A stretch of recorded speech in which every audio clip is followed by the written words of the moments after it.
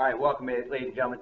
So we have just started on the monopoly graph, and one of the things you got to be able to do with the monopoly graph is very similar to the perfectly competitive firm graph, is that you have to be able to find your areas of total revenue, total cost, and profit. Now, here's the deal. Monopolies tend to try to take advantage of consumers because there's only one firm. They're the only game in town. So they have this ability to charge a higher price and produce less stuff than, say, your perfectly competitive firms. So what happens in a lot of cases is you see government regulations to manipulate the price and the quantity that a monopoly might produce. And those rules are over here. And you're going to use these rules to find your quantity, and that will lead you to everything else that you need.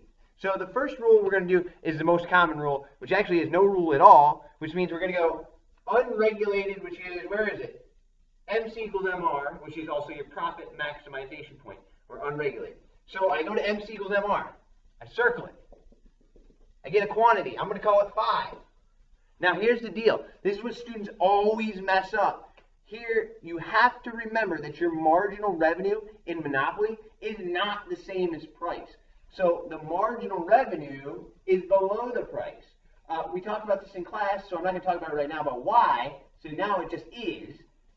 Your price is your average revenue. So you have to go up here. So let's call this, I don't know, I'm going to call it a price of 10. So at 5 units, my AR, my price, is 10. Students will do this. Don't do this. They'll go MR equals MC. They'll come over and they'll say, oh, whatever that is, it's like 5. No. Don't do that. Don't do that. Okay? So here I've got my price is 10 and my quantity is 5. Price times quantity gets me 50. So that's the big box, like so. Now the next step is to figure out my total cost.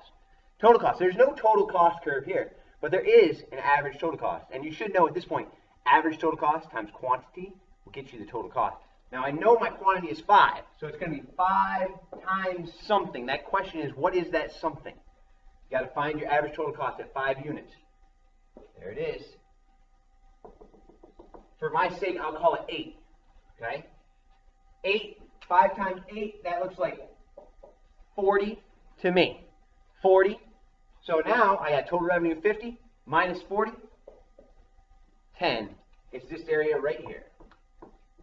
And if you remember, price minus ATC times quantity should get you profit too.